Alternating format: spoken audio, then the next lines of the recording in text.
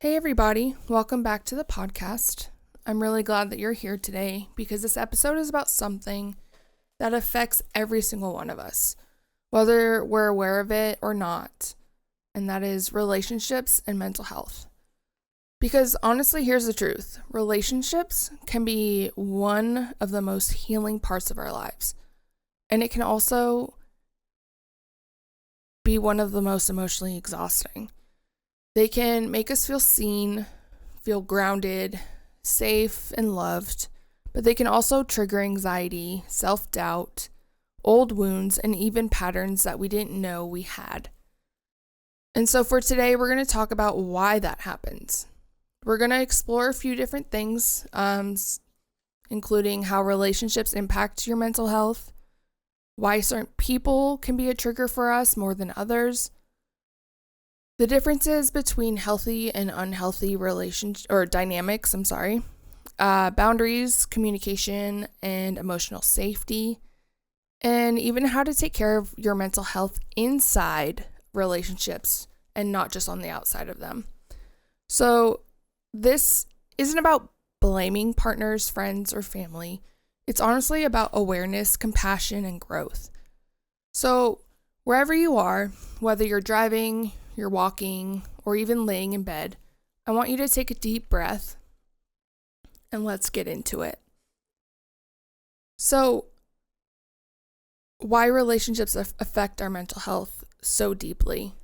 That can look different for everyone, right? But mostly, relationships matter because humans are wired for connection. So from the moment that we're born, our nervous system is learning safety through other people. So what that looks like is we're learning, am I lovable? Am I safe? Am I allowed to have these needs? What happens when I express emotions?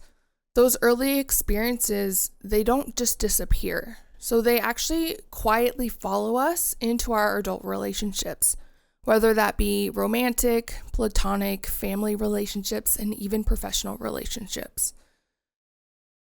And that's why when a text is left unanswered, that can create or trigger anxiety within us, right? Conflict can often feel overwhelming instead of uncomfortable. Distance can feel like a sense of rejection, and how love can sometimes feel even scary. So because relationships, they don't just show us who the other person is, they actually show us who we become around them. And that's why if you've ever had like these thoughts of like, why am I in this relationship? Or I'm confident everywhere else, but just not here. You're not broken. You're human. It's normal to have those questions come up in your head, right? There's nothing wrong with you. It's something that every person experiences in some way, shape, or form. So relationships activate oh my gosh, I cannot talk today. Attachment systems. They often activate past wounds and emotional memory, often without us even realizing that it's happening. So attachment triggers and old patterns and what that looks like. So let's talk about triggers for a minute. A trigger isn't an overreaction. It's actually your nervous system saying, hey there, this doesn't feel like this feels familiar, like what's going on. So some examples of that would be you shut down during a conflict, or you become hyper aware of tone changes within a conversation. You over explain, or you find yourself people pleasing, or you actually you find yourself pulling away when things get too close. So your body's telling you like, hey, this is reminding me of a time back then, and didn't like that feeling. Maybe we should kind of put our walls up and protect ourselves. So with that being said, those patterns usually started as a form of protection. And at some point in your life, they kept you safe emotionally. But what once protected you might now be actually hurting you or even the relationship that you're in. And here's the tricky part. So most relationship conflict isn't about what's happening right then and there or what's happening now. It's about what this moment is reminding us of. And that's why two people can experience the same situation completely differently. Mental health struggles like anxiety, depression, trauma, or even burnout can actually amplify this response, right? So when you're already emotionally exhausted, relationships, whether that be professional, family, friends, loved ones, it makes those relationships feel heavier. So this doesn't mean that you shouldn't be in that relationship. It just means that the awareness matters.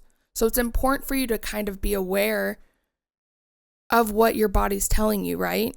To be able to be aware of what triggers you have and how to better cope with those moving forward.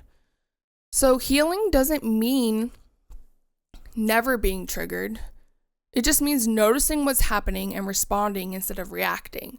So it's really important to learn what kind of coping skills work best for you, and what coping skills might look like for one person isn't what it looks like for the next person, right? So it's just trying to figure out what works best for you so you can, like I just said, respond instead of reacting, because reacting is where fights start, there's arguments, there's disagreements, there's heightened emotions, and that never ends well for anyone. So let's pause for a moment and talk about what actually supports your mental health in relationships. So when we talk about a healthy relationship, ideally what we've been told growing up is, everyone's happy, there's lots of PDA, sex life is great, there's no arguments, you can do this, you could do that, you trust, you have loyalty, this, that, and a third. However, a healthy relationship does not mean that there isn't conflict. It does not mean that there is constant happiness or even that there's perfect communication. But what it does actually mean, healthy relationship, is that emotional safety, that mutual respect, a sense of accountability, and a space to be human. So it's that comfortability, I would add to that list as well. That is what a healthy relationship is. So again, going back to this healthy relationship, you should feel as if you can express your emotions without being punished, have boundaries without there being any guilt, be honest without any fear, and exist without constantly performing. Now, I know how I mentioned how what we were told growing up, what a perfect relationship is supposed to look like. My mistake there, I specifically was looking at romantic relationships. However, we're talking about relationships in general, right? So you should be able to hang out with a friend and not feel like you have to perform. You should feel a mutual respect amongst each other, being able to express your emotions without the fear of them getting upset. Being able to create those boundaries to protect yourself, or when you're feeling unheard or just disrespected in any way, shape, or form, you should be able to have those boundaries and not be like, oh gosh, I can't do this, I can't do that because they're going to get mad at me. That's not a healthy relationship. That's quite toxic, honestly, because you're not being genuine to yourself, and that's not okay. So on the flip side, relationships that actually harm mental health often include emotional invalidation, walking on eggshells, that chronic anxiety or self-doubt, feeling responsible for someone else's emotions, and losing yourself to keep the peace. So again, that's not a healthy relationship. you should be able to have your emotions heard. You shouldn't have to walk on eggshells to please someone. That's not a relationship. That's not anything that anyone should strive for. You shouldn't have chronic anxiety thinking about the next time you're going to go hang out with them or spend time with them or be around them. And losing yourself to keep the peace, is that honestly really worth it? Because I don't think it is. You shouldn't have to take away from yourself to meet someone's standard. You shouldn't, because that's not being genuine to yourself. And that's just, you're disregarding everything about yourself just to meet this person's expectation or to please them, or to, you should be able to go into a room and just be like, oh, hey, and have a conversation and not feel like, oh, they're judging me.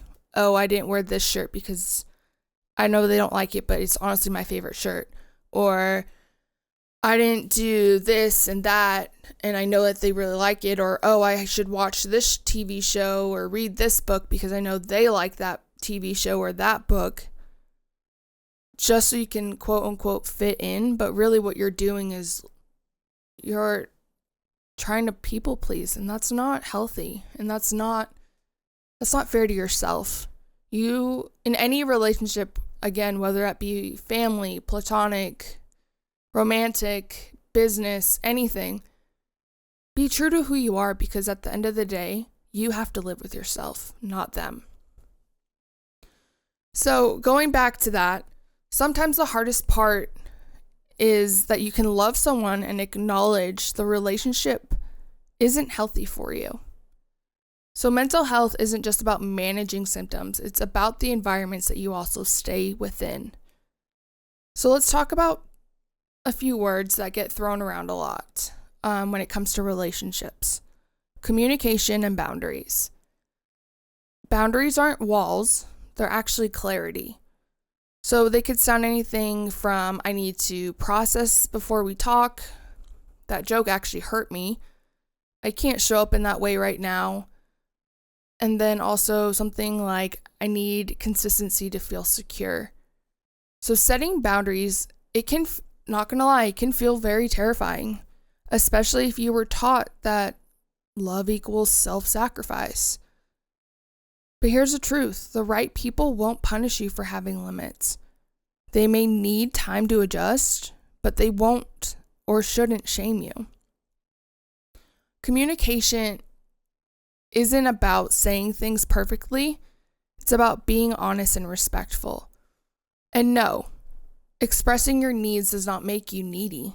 Ignoring your needs is what leads to resentment, burnout, and even emotional distance. So to prevent that, just be honest and respectful and just be straightforward. Let them know what's going on. Let them understand. Let's say, I'm trying to think of an example. Let's say you asked your significant other, hey, I have a busy week this week. I'm not going to be able to get around to doing this chore around the house. I really need you to help me out. You know, I don't ask for much. I do most of it myself, but this week I just need your help. And let's say they suck at communicating, right? So they weren't taught the skills to be productive in the subject of communicating. And they kind of dismiss what you said. But you know what? You voiced what you needed in that moment. And this week, you voiced, hey, I'm going to need your help picking up the slack because I just don't have it in me this week to do this. So please, can you help me out? And let's say the week comes to an end. The thing that you had asked them to do doesn't get done. And let's say this happens several times. You're going to start to resent them. And you're going to start to become distant from them, right? because, well, I guess, I can't trust them. So what's the point of even asking? So you're making your life more difficult because the person that you are with, and this is a romantic situation, just to preface this, you're suffering and you're putting more pressure and burnout and everything on top of your shoulders because they weren't taught how to properly communicate. How's that fair? It's not.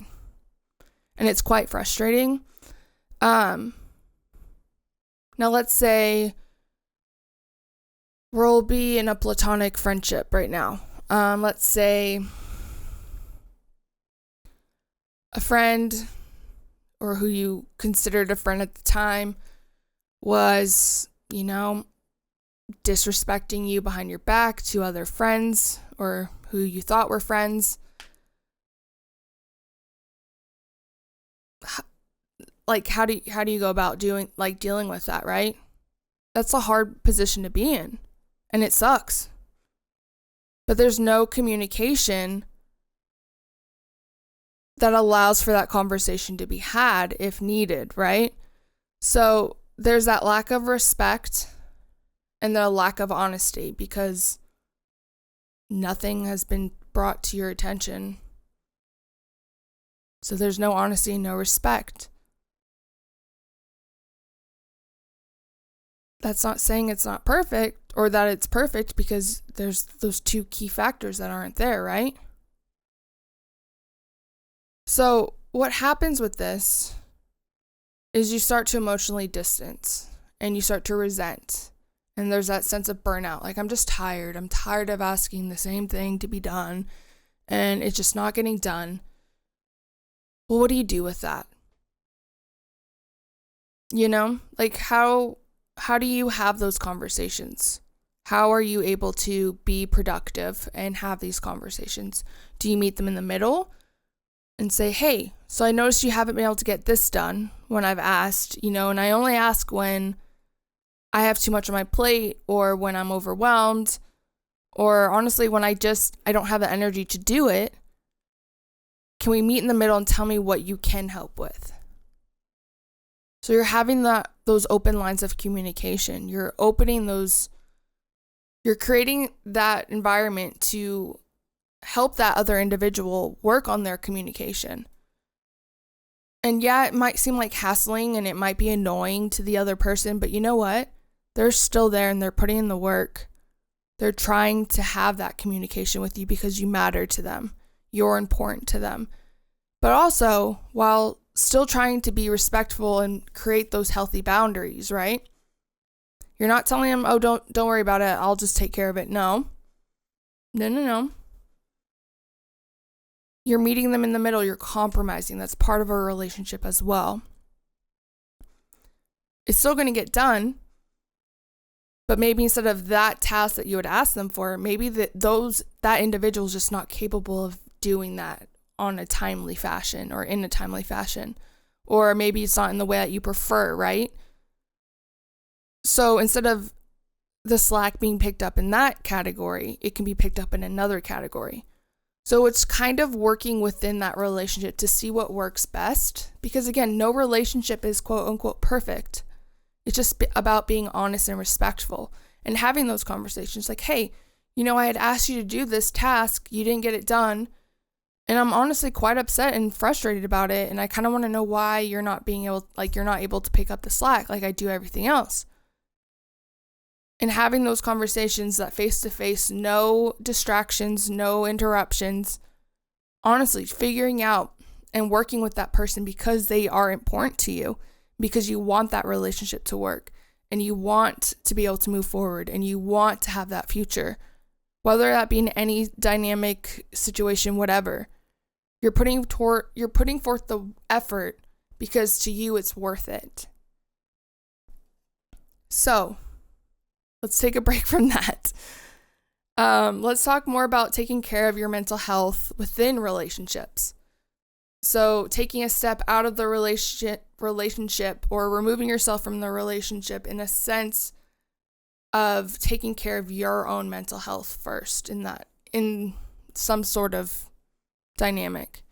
So here's something that we actually really don't talk enough about. Your partner, your friend, or your family member, they're not your therapist. So support is important, and I want to be able to reiterate that. Having a support system is so important in life. It is so crucial, so pivotal, so important that you have a good, solid support system that is reliable, that is strong, that can be there for you when you need it, when you're at your lowest of the lows. Having that support is important. However, the responsibility for healing still belongs to you. So caring for your mental health in relationships it can look different depending on the person. It looks different for everyone, right?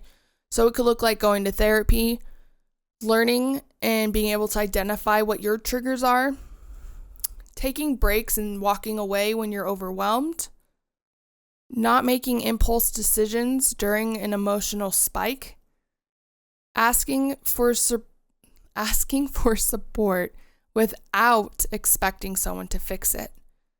So I often tell my husband this. Sorry, Josh, gonna use you as an example again. And so he goes away on tour quite often, and sometimes I just need a vent, and he's my best friend, so I'm just like, I'm having a bad day, let me just talk to you, right? So he's like, absolutely. So I'll tell him what's going on, the house, something, let's say there's, I don't know.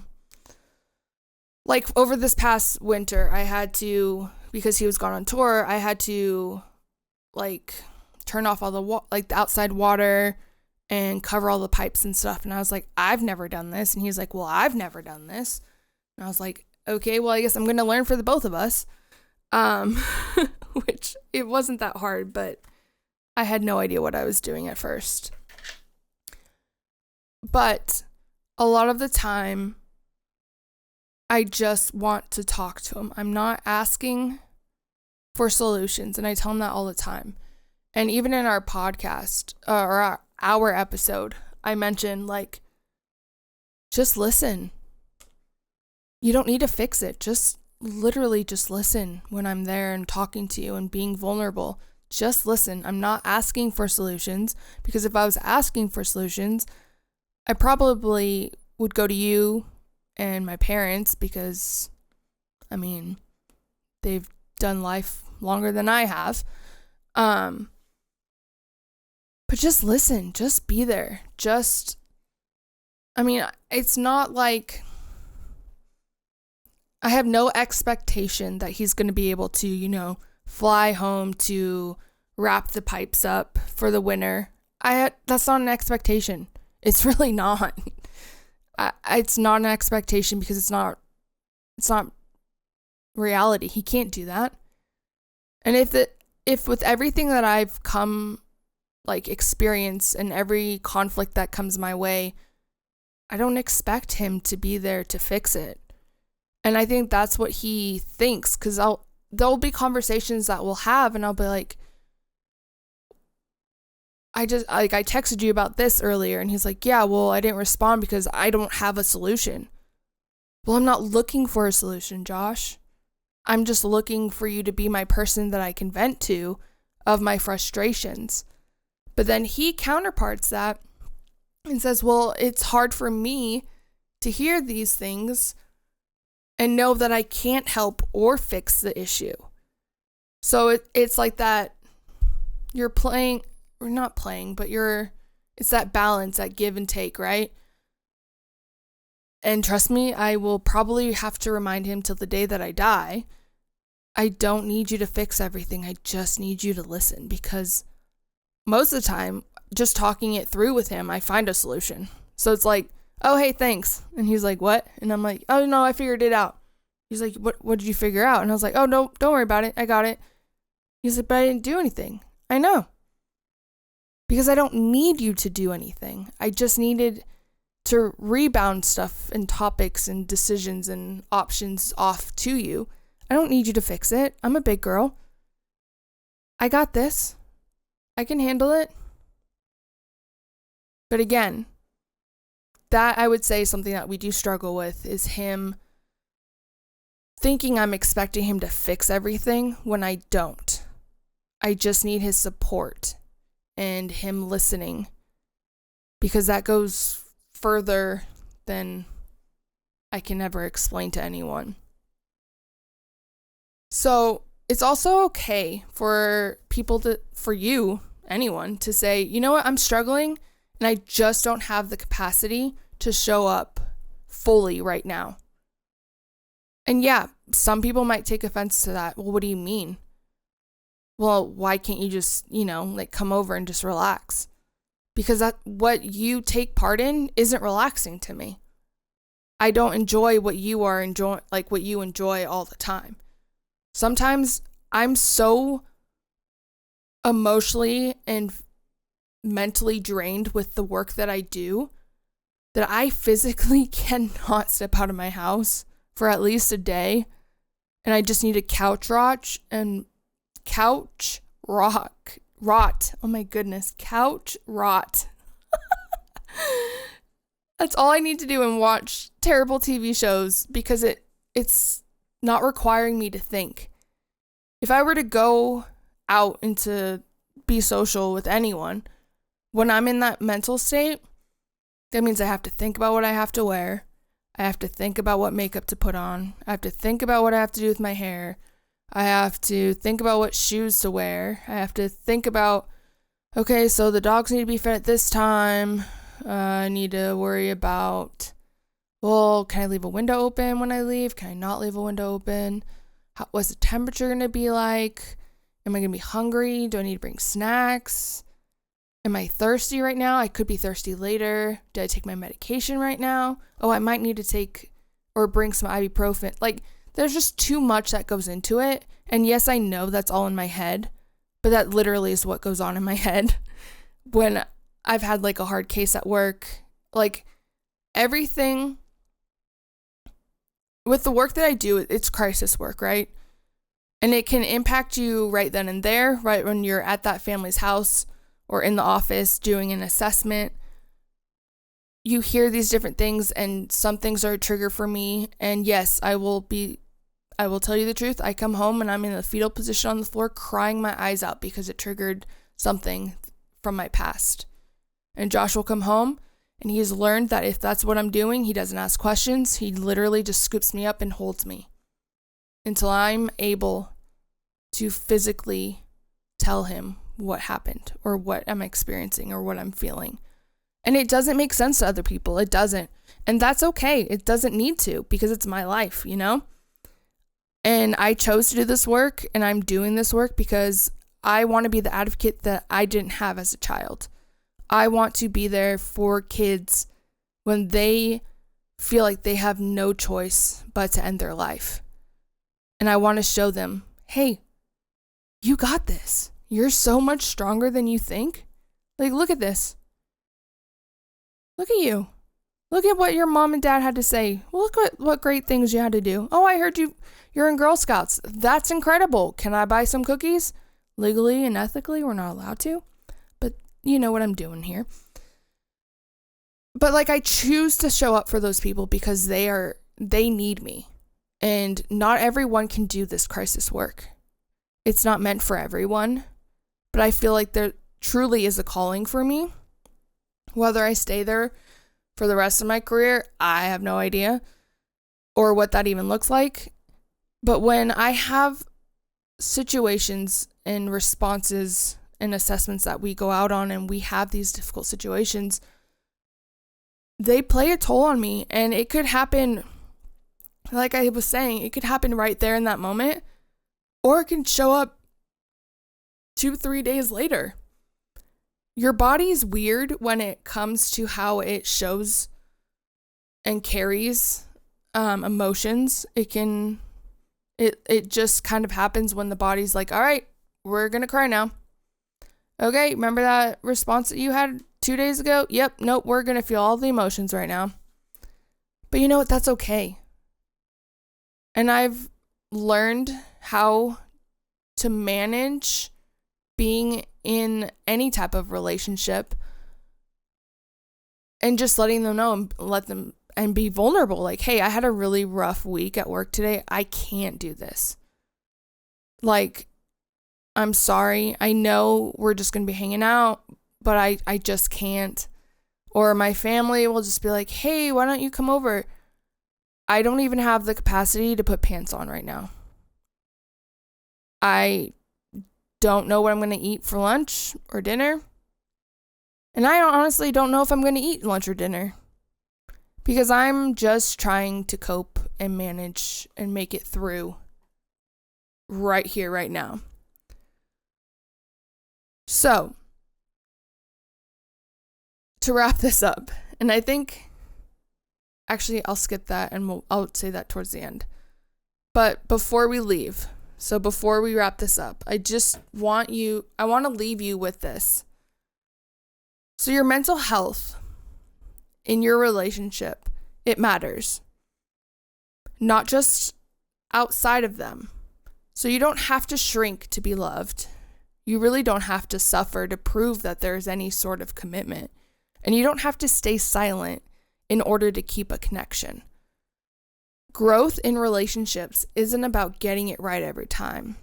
It's about learning and repairing and choosing awareness over avoidance. So if this episode resonated with you, I want you to take a moment to reflect. What relationships feel safe to your nervous system?